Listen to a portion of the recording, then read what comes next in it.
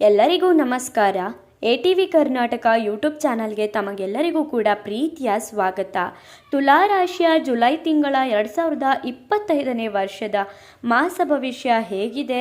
ತುಲಾ ರಾಶಿಯವರಿಗೆ ಜುಲೈ ತಿಂಗಳಲ್ಲಿ ಯಾವೆಲ್ಲ ಶುಭ ಫಲಗಳು ದೊರೆಯಲಿದೆ, ಯಾವೆಲ್ಲ ಅಶುಭ ಫಲಗಳು ಬರುತ್ತೆ, ಹಾಗೆಯೇ ಆ ಅಶುಭ ಫಲಗಳಿಗೆ ಪರಿಹಾರಗಳನ್ನ ಏನೇನು ಮಾಡ್ಕೋಬೇಕು ಅಂತ ನೀವು ಕೂಡ ಕಾಯ್ತಾ ಕೂತಿದ್ರೆ ದಯವಿಟ್ಟು ಕೂಡ ಈ ವಿಡಿಯೋನ ಸ್ಕಿಪ್ ಮಾಡದೆ ಕೊನೆವರೆಗೂ ನೋಡಿ. ತುಲಾ ರಾಶಿಯವರಿಗೆ ಜುಲೈ ತಿಂಗಳು ವಿಪರೀತವಾದಂತಹ ಸಂತೋಷದ ತಿಂಗಳು ಅಂತಾನೆ ಹೇಳ್ತೀನಿ. ಹಾಗಾಗಿ ಈ ರಾಶಿಯವರಿಗೆ 95% ಅದ್ಭುತವಾಗಿರುತ್ತೆ. ಎಲ್ಲ ಗ್ರಹಗಳು ಕೂಡ ಆಲ್ಮೋಸ್ಟ್ ಒಳ್ಳೆಯ ಸ್ಥಾನದಲ್ಲಿರೋದ್ರಿಂದ ಖಂಡಿತವಾಗಿಯೂ ನೀವು ಈ ತಿಂಗಳಲ್ಲಿ ಸುಖ, ಶಾಂತಿ, ನೆಮ್ಮದಿಯನ್ನು ಎಕ್ಸ್ಪೆಕ್ಟ್ ಮಾಡ್ಬೋದು.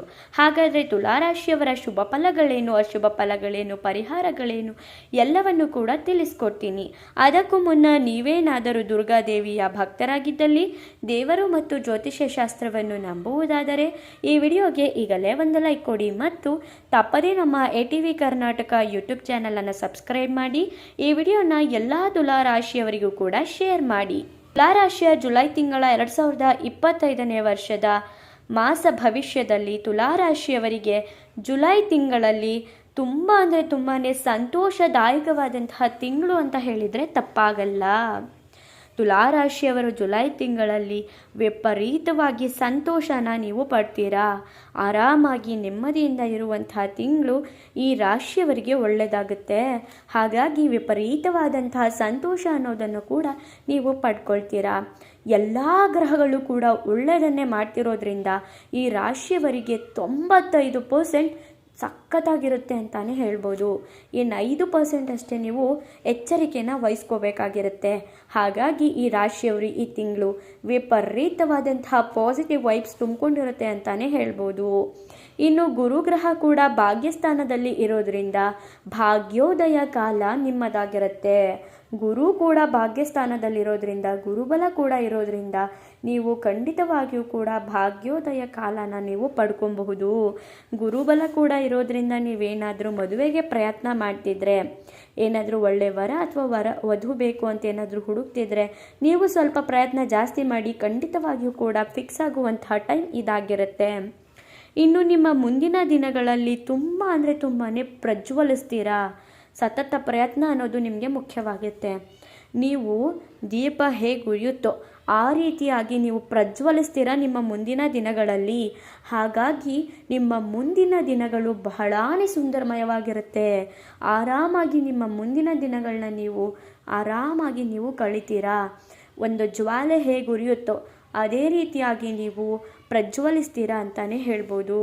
ಇನ್ನು ನೀವು ಎಷ್ಟು ಎಫರ್ಟ್ ಹಾಕಿ ಕೆಲಸ ಮಾಡ್ತೀರೋ, ಎಷ್ಟು ಪ್ರಯತ್ನ ಮಾಡ್ತೀರೋ ಅಷ್ಟು ವೇಗವಾಗಿ ನೀವು ಸಕ್ಸಸ್ ಅನ್ನೋದನ್ನು ಕಾಣ್ತೀರಾ. ಅಷ್ಟು ಬೇಗ ನಿಮಗೆ ಒಳ್ಳೆಯದು ಅನ್ನೋದು ಕೂಡ ಆಗುತ್ತೆ, ಲಾಭನೂ ಕೂಡ ಇರುತ್ತೆ. ಇನ್ನು ಮನೆ ಕಟ್ಟುವಂತಹ ಯೋಗ ಕೂಡ ಈ ರಾಶಿಯವರಿಗೆ ಇದೆ. ನೀವೇನಾದರೂ ಮನೆ ಕಟ್ಟಬೇಕು ಅಂತ ಏನಾದರೂ ಯೋಚನೆ ಮಾಡ್ತಿದ್ರೆ ಖಂಡಿತವಾಗಿಯೂ ಕೂಡ ಇದು ಒಳ್ಳೆಯ ಟೈಮು.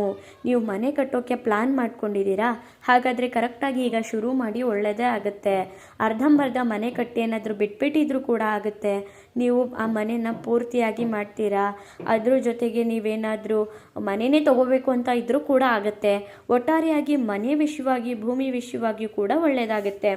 ಇನ್ನು ತುಂಬ ವರ್ಷಗಳಿಂದ ನಾನು ಸೈಟ್ ತಗೋಬೇಕು ಅಂತ ಯೋಚನೆ ಮಾಡ್ತಿದ್ರೆ ಕರೆಕ್ಟಾಗಿ ನೀವು ಈ ಟೈಮಲ್ಲಿ ಕೈ ಹಾಕಿ ನೀವು ಸೈಟನ್ನು ಪಡ್ಕೊಳ್ತೀರಾ. ಇನ್ನು ಮದುವೆ ಯೋಗ ಕೂಡ ಇರೋದ್ರಿಂದ, ಮದುವೆಯ ಯೋಗ ಇರೋದ್ರಿಂದ ಒಳ್ಳೆಯವರ ವಧು ಸಿಗ್ತಾರೆ ಅಂತ ಹೇಳಿದ್ದಾಯಿತು. ಅದೇ ರೀತಿಯಾಗಿ ನಿಮಗೆ ಅನ್ಯೋನ್ಯವಾಗಿ ಅಂಡರ್ಸ್ಟ್ಯಾಂಡಿಂಗ್ ಆಗಿ ಇರುವಂಥ ಹುಡುಗಿ ಕೂಡ ಅಥವಾ ಹುಡುಗ ಕೂಡ ಸಿಗ್ತಾರೆ. ಇನ್ನು ವಿದ್ಯಾರ್ಥಿಗಳಿಗೂ ಕೂಡ ಇದು ಉತ್ತಮವಾದಂಥ ವಿದ್ಯಾಭ್ಯಾಸ ಇರುತ್ತೆ ಈ ತಿಂಗಳಲ್ಲಿ. ವಿದ್ಯಾರ್ಥಿಗಳು ಕೂಡ ಉತ್ತಮವಾದಂಥ ವಿದ್ಯಾಭ್ಯಾಸನ ಮಾಡ್ಬೋದು. ಹೈಯರ್ ಸ್ಟಡಿಗೆ ವಿದೇಶಕ್ಕೆ ಹೋಗಬೇಕು ಅಂದರೂ ಕೂಡ ಆಗುತ್ತೆ. ಅಥವಾ ನೀವೇನಾದರೂ ಇದೇ ಕಾಲೇಜಲ್ಲಿ ಸಿಗಬೇಕು, ಇದೇ ಸ್ಕೂಲಲ್ಲಿ ಸಿಗಬೇಕು ಅಂತ ಏನಾದರೂ ಅಂದ್ಕೊಂಡಿದ್ರೆ ಖಂಡಿತವಾಗಿಯೂ ಅದಾಗುತ್ತೆ. ಇಲ್ಲ ಕಾಂಪಿಟೇಟಿವ್ ಎಕ್ಸಾಮ್ ಏನಾದರೂ ಬರೆದಿದ್ರೆ ಅದರಲ್ಲೂ ಕೂಡ ಒಳ್ಳೆಯದಾಗಬೇಕು ಅಂತ ಅಂದ್ಕೊಂಡಿದ್ರೆ ಅದರಲ್ಲೂ ಕೂಡ ನೀವು ಸಕ್ಸಸ್ಸನ್ನು ಕಾಣ್ತೀರಾ. ಒಟ್ಟಾರೆಯಾಗಿ ಹೇಳಬೇಕಂದ್ರೆ ಖಂಡಿತವಾಗಿಯೂ ಕೂಡ ವಿದ್ಯಾರ್ಥಿಗಳಿಗೂ ಈ ತಿಂಗಳಲ್ಲಿ ಬಹಳಾನೇ ಒಳ್ಳೆಯದಾಗುತ್ತೆ. ಕುಜ ಮತ್ತು ಕೇತು ಲಾಭಸ್ಥಾನದಲ್ಲಿ ಇರೋದ್ರಿಂದ ಭೂಮಿಯಿಂದ ಜಯ ಸಿಗುತ್ತೆ.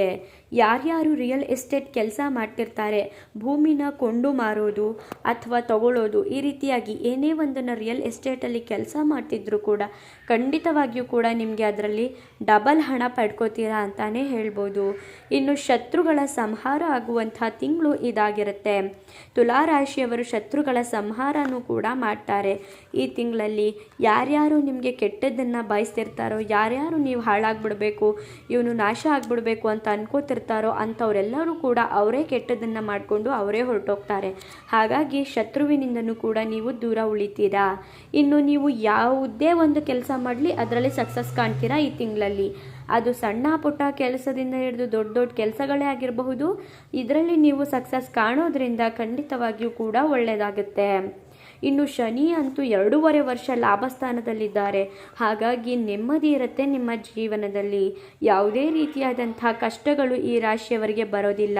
2.5 ವರ್ಷ ಶನಿ ಭಗವಂತ ಗುರುಗ್ರಹ ಎರಡೂ ಕೂಡ ನಿಮ್ಮ ರಾಶಿಯಲ್ಲಿ ಚೆನ್ನಾಗಿರೋದ್ರಿಂದ ನಿಮಗೆ ಇದೆಲ್ಲ ಪಾಸಿಟಿವ್ ಅಂತಾನೆ ಹೇಳ್ಬೋದು. ಇನ್ನು ಇಷ್ಟೆಲ್ಲ ಶುಭ ಫಲಗಳನ್ನ ನೋಡಿದ್ರಿ. ಇನ್ನು ಅಶುಭ ಫಲಗಳೇನು ಬರೋದೇ ಇಲ್ವಾ ಅಂತ ನೋಡೋದಾದರೆ ಸ್ವಲ್ಪ ಎಚ್ಚರಿಕೆಯನ್ನು ವಹಿಸಬೇಕಾಗತ್ತೆ. ಅದು ಒಂದು 5% ಅಷ್ಟೇ. ಅದೇನೆಂದರೆ ಶುಕ್ರನಿಂದ ಗಂಡ ಹೆಂಡತಿ ನಡುವೆ ಜಗಳಗಳು ಬರಬಹುದು.